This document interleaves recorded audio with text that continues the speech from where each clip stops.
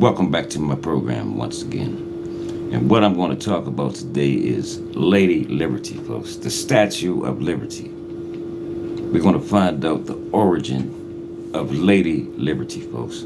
Where did it come from? Who invented it? What is this all about?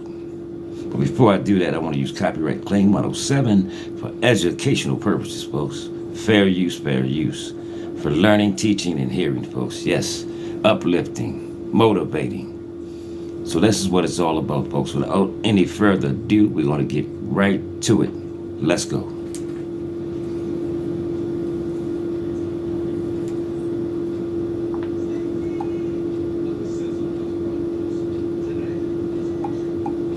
And what does that look like? The Statue of Liberty. So I'm going to take a little bit of a rabbit trail for a second and get uncomfortable. And we're going to find out who Lady Liberty really is. So we're going to go back to the French sculptor Frederic Augustus Bartholdi. In 1834 to 1904, went to Egypt in 1868 for inspiration. The construction of the Statue of Liberty began in 1878. So let me talk about this for just a second. How many of you were told in school that the French donated the Statue of Liberty to the United States of America? Okay.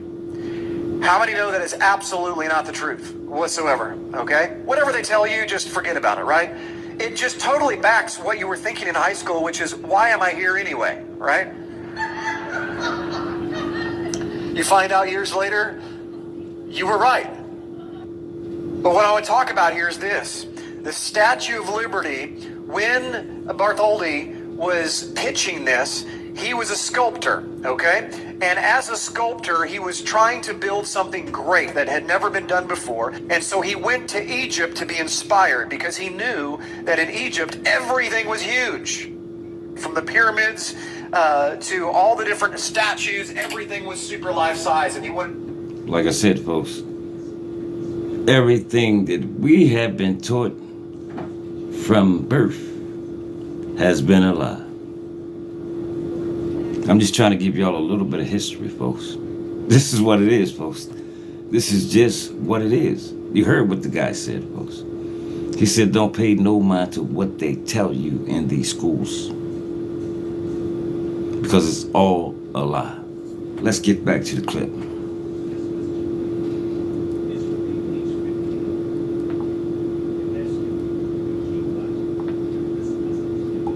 Thing was super life-size, and he wanted to get that inspiration. Keep that in mind. Then what he did was he went around the world pitching the Statue of Liberty. We were not the first place that he went to. He was a salesman and a sculptor at the same time. And what happened is they went to America. America liked the idea and tried to raise funds for the Statue of Liberty, but they couldn't. They were having a very difficult time raising the funds for the Statue of Liberty until one gentleman in a local paper, decided to write a blog, what we would call a blog today, or a newspaper article, basically ripping on the middle class, saying, hey, the rich cannot be the only ones that represent America. We need to give to this cause because we need a representation of freedom. And wouldn't you believe it, lo and behold, they raised the funds and they began the process of bringing the Statue of Liberty over to America and assembling it on American soil.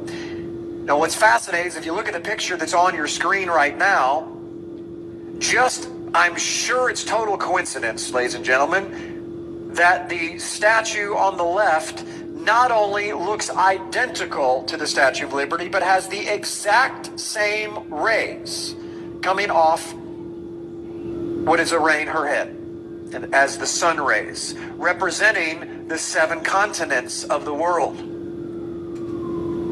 It is the sun god that presides over the world. Oh, I'm not done yet. This is Attis. Now, Attis is somebody you need to understand who he is, because Attis was the priest or the main servant of Cybele, or Ishtar, or the wife of Baal, the sun god. And he, in their craziness, let's just leave it that. You see, this is something that nobody even knew about, right or wrong now.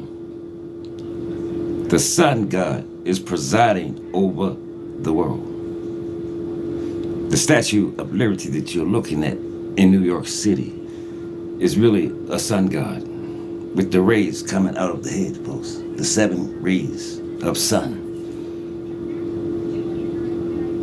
See, like I said, everything that they've been telling us has been lies. Let's get back to the clip.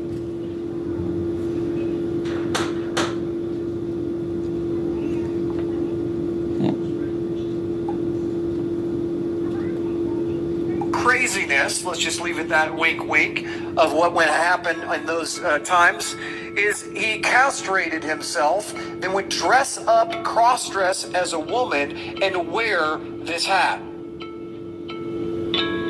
This is a close-up of the castrated Addis on the left and Lady Liberty on the right. What I want to suggest to you when I got to this part is I thought to myself, oh my goodness, is Lady Liberty really a lady? Or is it Larry Liberty? I don't know. But I'm going to let you decide as we do a little bit close up here, and you tell me if that looks like a feminine face. Ignore the long hair. Remember, the priests of Ishtar wore long hair, they castrated themselves, wore robes like women, and wore these headdresses.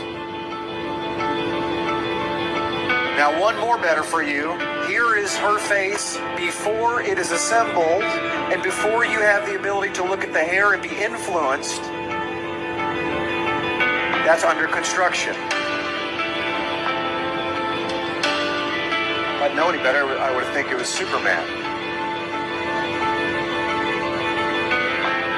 So you can be the judge, ladies and gentlemen, but this little rabbit trail here, I believe, shows us that not only has Addis, or the priest of Ishtar, and sun god worship showing up all over Egypt, all over Rome, all over Greece, and everywhere else in the Eastern Mediterranean, but is on our soils and has infiltrated America today and has literally become the epitome and the torch of freedom.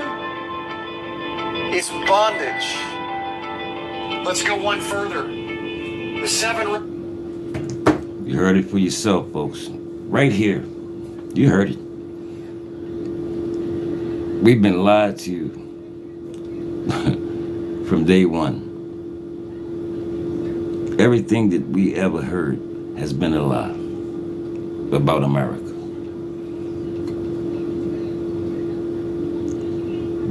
But I presented this so you could hear it for yourself. Yeah, so you could hear it for yourself. Let's get back to the clip.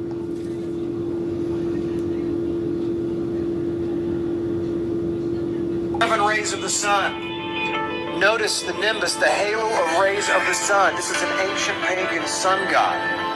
It's everywhere. This is not something they just made up. Helios, look at this.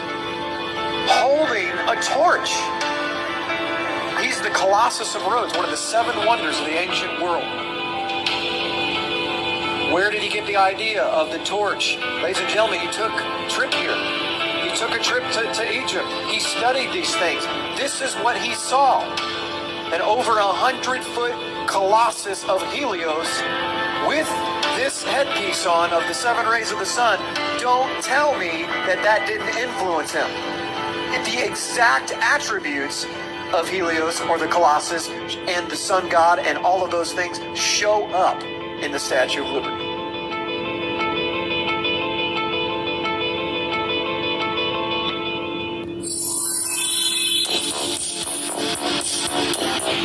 What it is, folks. A total lie. But I'm glad that you heard it for yourself right here. So if you like this work, folks, stay tuned. There's much more to come. Peace.